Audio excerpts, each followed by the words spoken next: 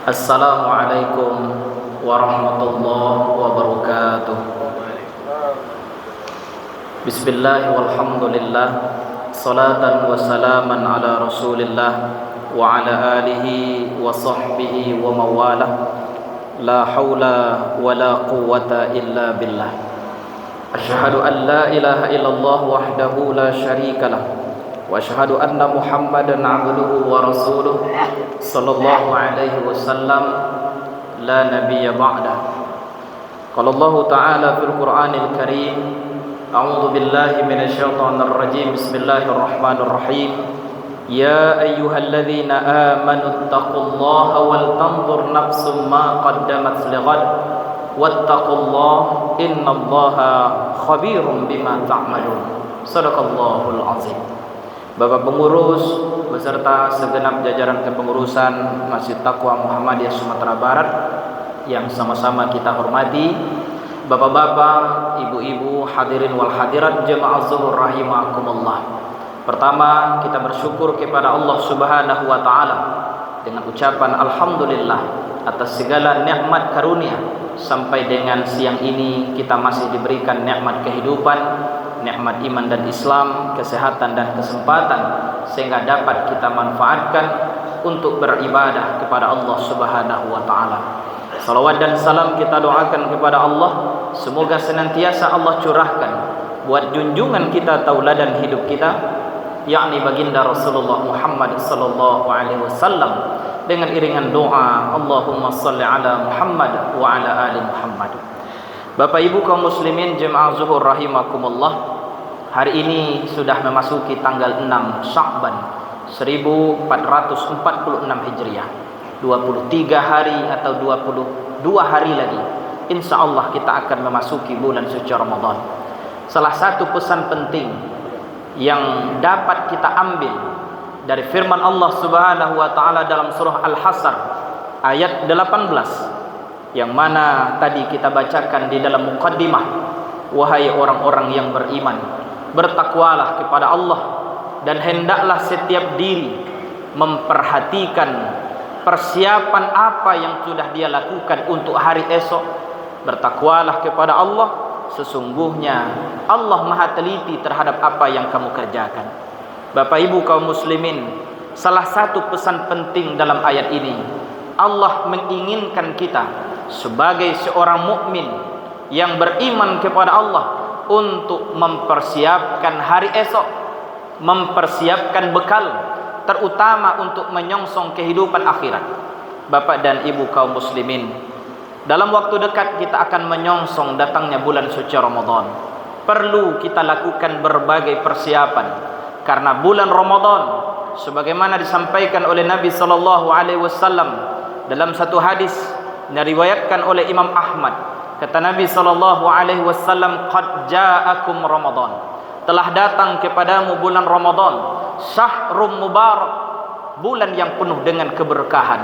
Iftaradallahu alaikum siyamahu, di dalamnya Allah wajibkan kepadamu melaksanakan puasa. Tuftahu fihi abwabul jannah, di dalam bulan Ramadan Allah bukakan pintu-pintu surga. Wa tughlaqu fihi abwabul jahim, dan Allah tutup pintu-pintu neraka. Wa tughallu fihi syayatin, dan Allah belenggu syaitan-syaitan. Fihi lailatun khairum min alfi syahrin, di dalamnya ada satu malam yang lebih utama dari 1000 bulan. Man hurima khairaha faqad hurima, siapa-siapa yang Allah tutup, yang Allah jauhkan daripada kebaikan Ramadan, sungguh mereka telah terputus daripada semua kebaikan. Bapak dan Ibu, betapa mulianya bulan Ramadan. Oleh karena itu perlu kita maksimalkan persiapan. Yang pertama yang dapat kita lakukan Bapak dan Ibu, siapkan ruhaniyah kita dengan cara meningkatkan iman dan ketakwaan kita kepada Allah. Kemudian dengan kita melapangkan hati, karena sebahagian umat Islam, mereka dengan datangnya Ramadan justru menganggap ini akan mengekang kebebasan mereka, akan menghambat aktivitas mereka.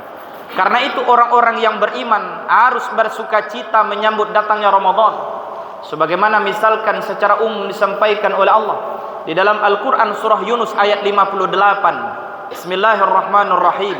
Qul bifadlillahi wa birahmatihi fabidzalika falyafrahu huwa khairum mimma yajma'un. Katakanlah Muhammad, atas karunia dan rahmat Allah hendaklah mereka bergembira.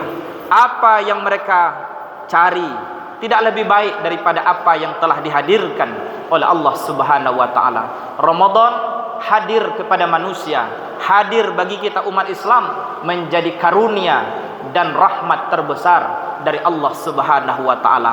Oleh karena itu sudah sepatutnya kita bergembira, bersukacita, berlapang dada untuk menyambut datangnya tamu yang agung, yaitu bulan suci Ramadan. Sehingga orang-orang yang benar-benar senang dengan Ramadan, mereka akan mengatakan marhaban ya Ramadan, selamat datang bulan Ramadan.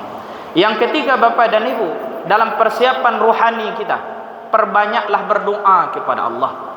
Di antara doa-doa yang bisa kita mohonkan kepada Allah, Allahumma barik lana fi Rajab wa Sya'ban wa ballighna Ramadan. Ya Allah, berkahi kami di bulan Rajab, berkahi kami di bulan Sya'ban, dan pertemukan kami dengan bulan suci Ramadan. Yang kedua, Bapak Ibu, persiapan yang dapat kita lakukan menyongsong datangnya bulan suci Ramadan, persiapan jasmaniyah, fisik.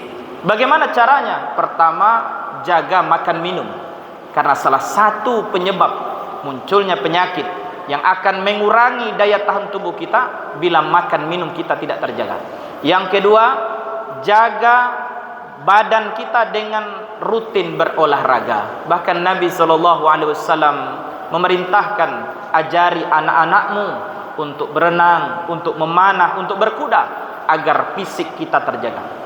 Kemudian yang ketiga, jaga kesehatan kita dengan istirahat yang cukup. Bapak dan Ibu kaum muslimin, aktivitas kehidupan kita tidak boleh kemudian mengabaikan hak daripada badan kita. Mata dia punya hak untuk istirahat, telinga kita juga seperti itu, tangan kita juga punya hak dia untuk beristirahat. Tidak boleh kita paksakan, tidak boleh kita lebihi kapasitasnya. Siang malam kita bekerja tanpa istirahat, maka ini akan menyebabkan menurunnya daya tahan tubuh. Karena itu pola istirahat yang teratur ini juga dapat mendukung kesehatan badan kita. Yang ketiga, Bapak Ibu, persiapan kita menyambut Ramadan. Yang ketiga yang dapat kita lakukan adalah persiapan amaliyah, amal, program-program kebaikan yang akan kita lakukan sebelum Ramadan, sebagaimana dicontohkan oleh Nabi, memperbanyak puasa sunnah. Tidak ada puasa khusus sesungguhnya, baik di bulan Rajab ataupun di bulan Sya'ban, tapi ibadah puasa sunnah yang sudah biasa dilakukan, Senin Kamis, Ayyamul Bid, atau puasa Nabi Daud kalau kita mampu. Puasa yang itu yang harus kita latih untuk mempersiapkan diri menyambut datangnya bulan Ramadan. Kemudian memperbanyak istighfar, mohon ampun kepada Allah. Bapak dan Ibu kaum muslimin, setiap kita punya dosa, maka salah satu untuk membersihkannya adalah memperbanyak istighfar. Itu yang dilakukan oleh Nabi SAW. Memperbanyak tilawatil Quran, memperbanyak taubat kita kepada Allah, memperbanyak sedekah. Nah, Bapak dan Ibu, itu persiapan sebelum Ramadan. Ketika nanti datang bulan Ramadan, siapkan program-program amaliyah kita. Apakah nanti mau mengkhatamkan Al-Quran, ataupun kita rutin berinfak, bersedekah dengan target sekian juta satu bulan itu, atau berbagai target-target kebaikan. Susun program itu secara baik. Mudah-mudahan dari Ramadan ke Ramadan ada peningkatan dari amal ibadah kita. Kemudian yang keempat, Bapak dan Ibu kaum muslimin jemaah zuhur rahimakumullah, persiapan kita menyambut Ramadan, persiapan fikriyah, ilmu, pengetahuan. Tidak ada salahnya kalau kita kembali melihat tentang bagaimana kajian atau ilmu tentang berpuasa. Jangan sampai kata Nabi, kam min shaimin laisa lahu min siyamihi ilal ju' wal atas.